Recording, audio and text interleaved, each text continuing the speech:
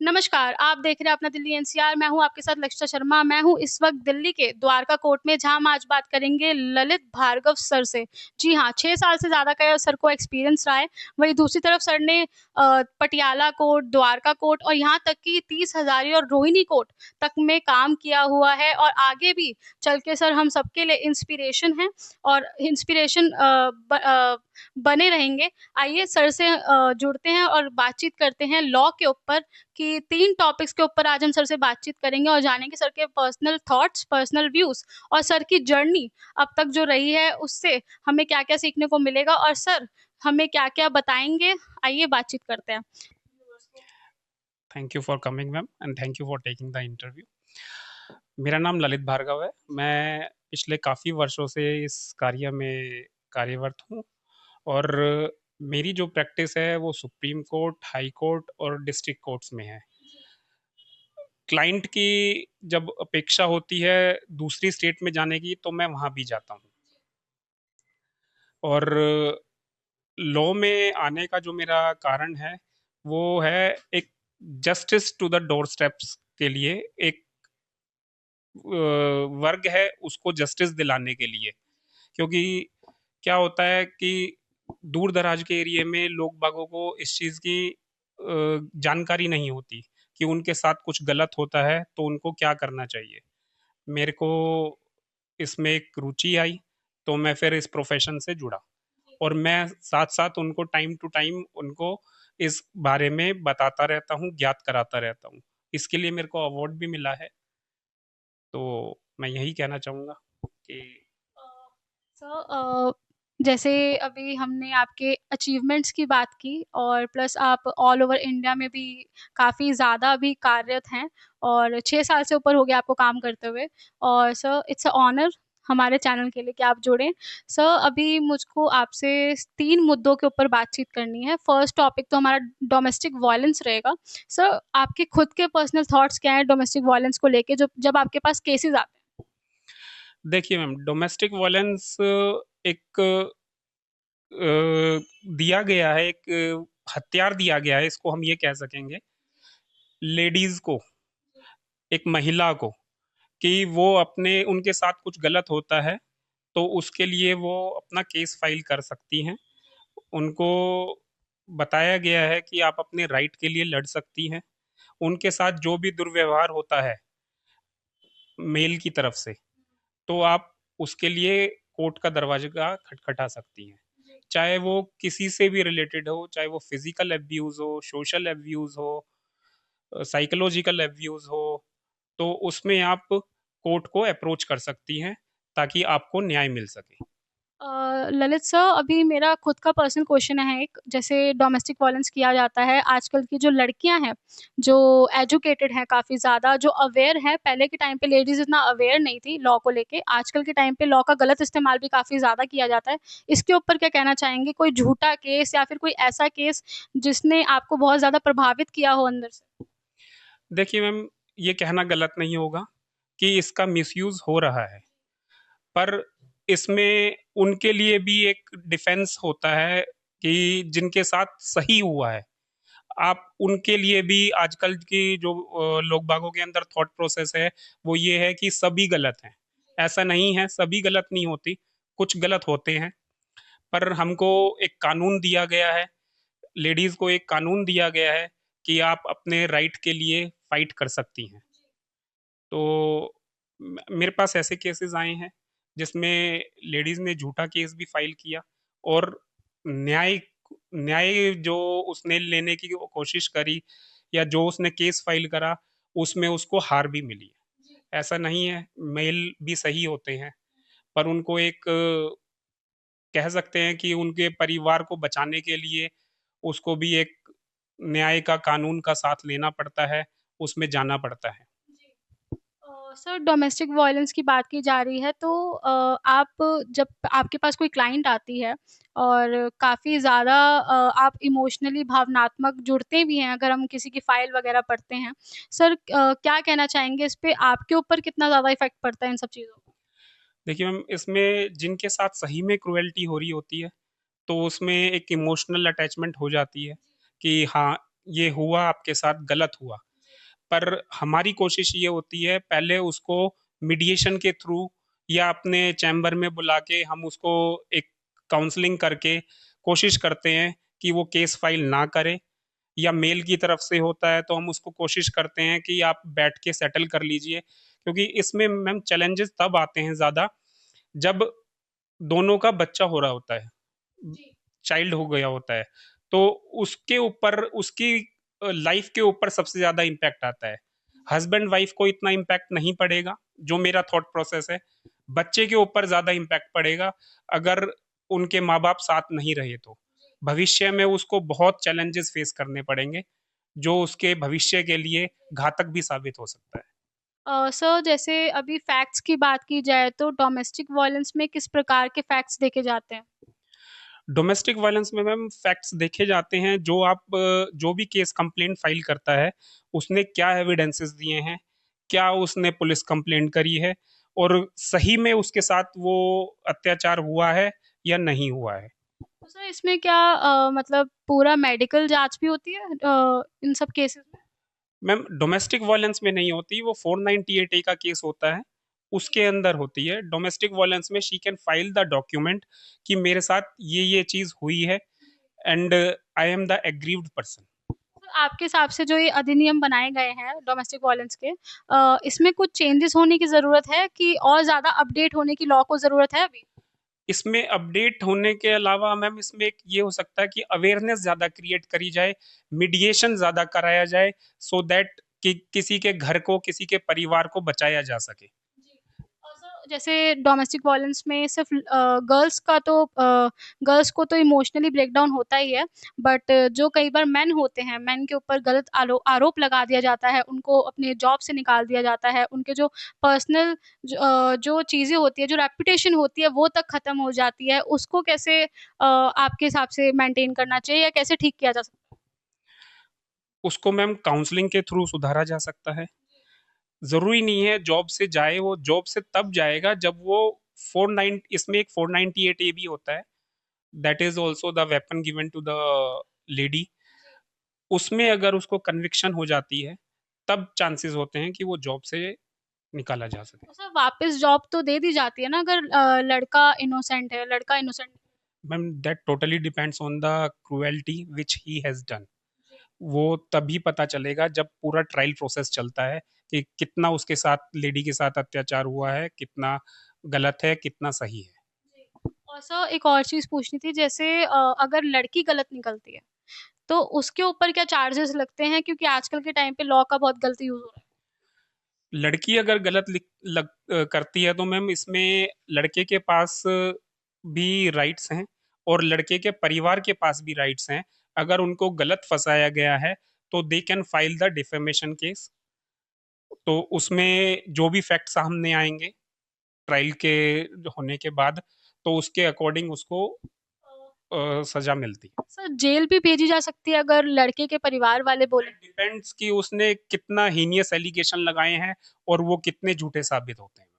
तो सर मतलब ये एक तरफ़ा नहीं है, लॉ दोनों तरफ के फैक्ट्स देखता है। दोनों तरफा है लो, पर ये है कि ये लड़ाई लंबी चलती है। सर आप जैसे हियरिंग वग़ैरह चलती है और काफ़ी ज़्यादा लंबा समय जैसे आपने बोला कि चलता लगता है, कितना समय लगता है एक केस को? Ma'am it is again totally depends on the evidences which the girl has filed. उसने कितने अपने एविडेंसेस दिए हैं, कितनी उसने अपनी सारी डॉक्यूमेंट्स लगाए हैं, क्योंकि इसमें क्या होता है कि आपने जितने विटनेसेस दिए हैं, जितने डॉक्यूमेंट्स लगाए हैं, सबके ऊपर आर्ग्यूमेंट होती है, सबको विटनेसेस को क्रॉस एग्जामिन करना होता है। तो ये डिपेंड करता है, पर ज़्यादातर केसेस में मीडिएशन के थ्रू सेटल हो जाते हैं। और सर मेरा लास्ट क्वेश्चन है डोमेस्टिक वायलेंस पे जैसे अभी हम केसेस की बात कर रहे थे। सर पर्सनल आप कुछ एक्सपीरियंस शेयर करना चाहे डोमेस्टिक वायलेंस का कि हाँ, ये केस आपको अंदर तक जोड़ा है, तो कुछ कोई एक केस बताना चाहेंगे हमारे साथ? मैं एक केस बताना चाहूँगा मैम, उसमें डोमेस्टिक वायलेंस केस में हमको स्टार्टिंग में लगता था कि लड़की सही है, पर बाद में although I am defending for the husband husband side, उसमें उसने मेंटेनेंस मांगी थी। तो मेंटेनेंस में later on I have come to know कि जब मैंने सारी रिसर्च करी, सारी फाइल को गो थ्रू किया, कि लड़की बोल रही थी कि द हस्बैंड अर्न कर रहा है इतने मनी, मतलब lakhs of rupees he is earning in a month, तो she is asking for the maintenance somewhere around 2 lakhs per month. तो उसमें हमने जज के सामने रखा कि सर ऐसे ऐसे फैक्ट है, the girl is in the business, और वो लड़के की तरफ से आईटीआर फाइल कर रही थी। ये फैक्ट्स हमने जज के सामने रखे, तो जज also took somewhere around 6 month to take the decision on that application. तो उसमें उसको मेंटेनेंस रिजेक्ट हुई और लड़के को न्याय भी मिला। सर लड़की जैसे अच्छा कमा रही है और केस जब लगता है तो जैसे मेंटेनेंस की बात हुई कि लड़कियां मांगती है, और अगर उनके हस्बैंड बहुत ज़्यादा अर्न कर रहे हैं, लाइक बिजनेसमैन है या फिर किसी बड़े फैक्ट्री के मालिक हैं, तो वो बहुत ज़्यादा पैसे मांगती है। और सर अगर लड़की पुअर फैमिली से है या फिर हस्बैंड अच्छा खासा कमा रहा है, तब तो दिया जा सकता है मेंटेनेंस। हाँ मैम, दिया जा सकता है। इसमें हमारा कानून भी यही कहता है कि गर्ल को भी इक्वल स्टैंडर्ड ऑफ लाइफ मिले जैसी बॉय की है। तो सर मेंटेनेंस कितने तक का भी मांग सकते हैं या फिर इसमें कोई लिमिट है? उसमें मैम कोर्ट डिसाइड करती है अपना लड़के का, हस्बैंड का फाइनेंशियल कंडीशन देख के। तो पहले कंडीशन देखी जाती है, स्टेटमेंट्स देखे जाते हैं, फिर डिसाइड। पहले सारी फाइनेंशियल कंडीशन देखी जाती है, बैंक स्टेटमेंट देखी जाती है लास्ट 3 years की, और करंट उसकी सैलरी स्लिप देखी जाती है, how much he is earning and how much expenses he is bearing. उसके बाद मेंटेनेंस डिसाइड। तो सर ऐसे केसेस आए हैं आपके हिसाब से जो मेंटेनेंस जिसमें नहीं दी गई है लड़कियों को? नहीं मिली। हाँ मैम, अभी मैंने आपको बताया, उसमें girl is running a business, तो husband, girl is filing the ITR on his behalf, तो उसमें मेंटेनेंस रिजेक्ट हुई है। हाँ। सो सर अभी मैंने आपसे डोमेस्टिक वायलेंस को लेके बातचीत की थी, और नेक्स्ट टॉपिक मेरा चाइल्ड कस्टडी के ऊपर होगा और डाइवोर्स केसेस के ऊपर होगा। सर मेन डाइवोर्स केसेस को लेके आपके पर्सनल व्यूज एंड थॉट्स क्या हैं?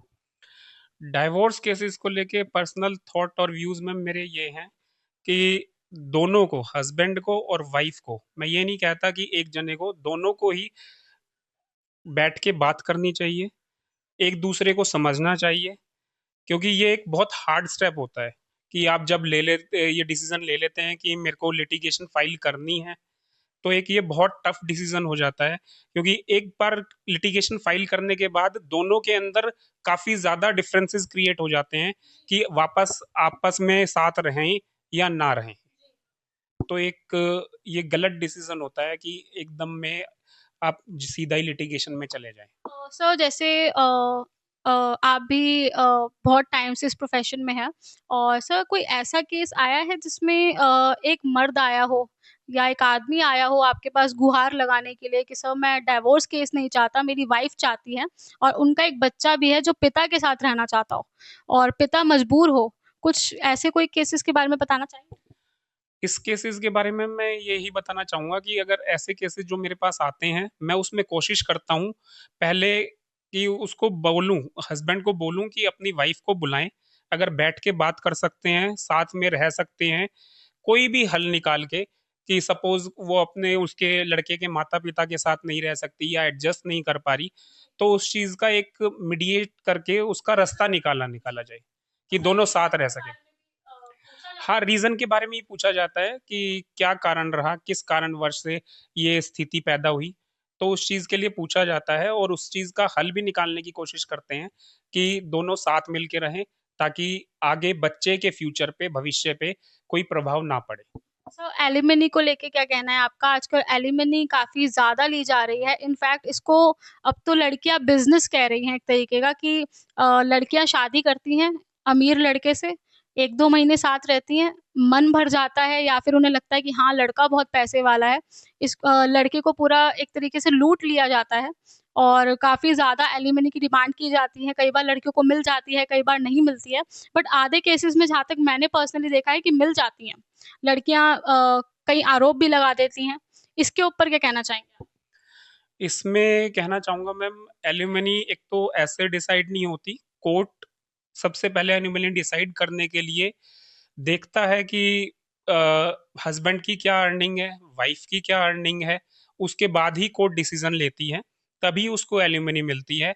और इसमें आपने पूछा, जैसे पूछा कि अमीर आदमी से शादी करके मध्यम वर्ग की या कमजोर वर्ग की लड़कियां लूट लेती हैं।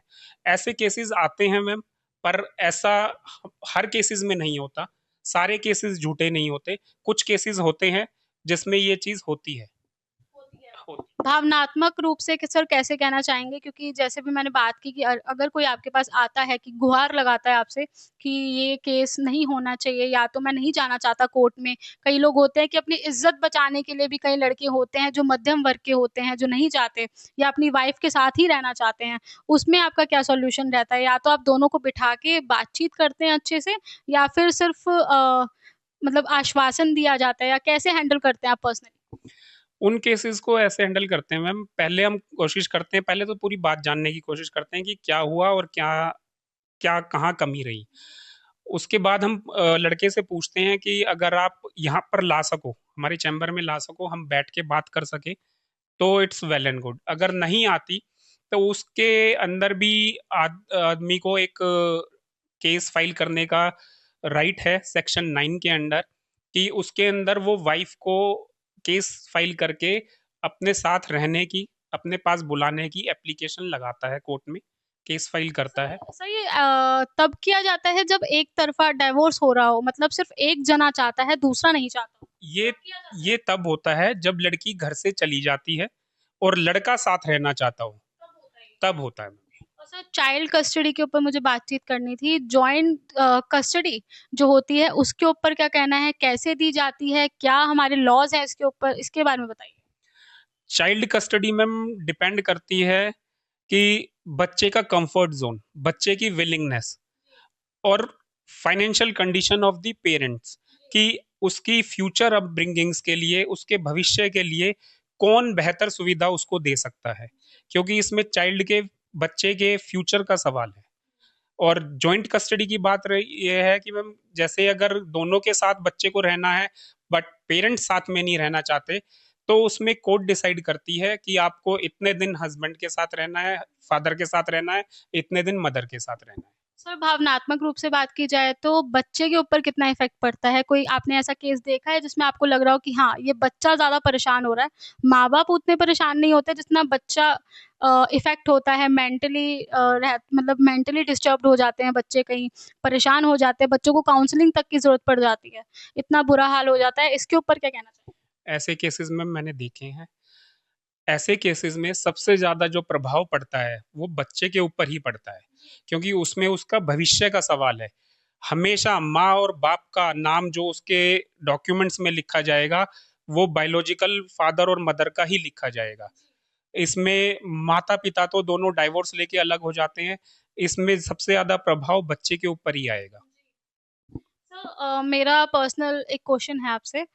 आजकल डाइवोर्स केसेस काफ़ी ज़्यादा हो रहे हैं और जो लड़कियां हैं, लड़के हैं, आपको मेन क्या लगता है रीज़न कि आजकल के टाइम पे अगर हम फैमिली कोर्ट की बात की जाए, तो शादी की बात करते हैं तो लोग कहते हैं पहले फैमिली कोर्ट पे जाके देखो कितनी भीड़ है।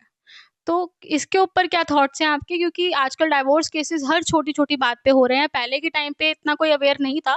आजकल लड़कियाँ छोटी-छोटी बातों पे घर छोड़ के चली जाती हैं या लड़के को जेल भिजवाने की धमकी तक दे देते हैं। इसके ऊपर क्या कहना चाहेंगे? ये बात सही है मैम। आजकल की जनरेशन को काफ़ी डर रहता है कि हमारा शादी के बाद भविष्य क्या रहेगा। उसमें और ये भी सच्चाई है कि फैमिली कोर्ट में केसेस बहुत ज़्यादा बढ़ रहे हैं। इस पे यही कहना चाहूँगा मैं कि उनको अपना भविष्य देखना चाहिए, अपने एडजस्ट करके रहना चाहिए। मैं ये नहीं कहता कि मार खा के एडजस्ट रहो या कुछ कहा-सुनी करके एडजस्ट करो। आपको कंफर्ट ज़ोन जो आपको पहले मिलता था, हो सकता है कि वो अब इस घर में, लड़के के घर में ना मिले। पर आपको उस चीज़ को बैलेंस करना चाहिए। दोनों को बैलेंस करना चाहिए, दोनों को मैनेज करना चाहिए, ताकि आगे चल के वो अपनी लाइफ़ को एक स्ट्रीमलाइन कर सके। तो आजकल के जो कपल्स हैं आप लॉयर हैं प्लस आपने काफ़ी ज़्यादा डाइवोर्स केसेस देखे भी हैं, हर प्रकार के केसेस देखे हैं।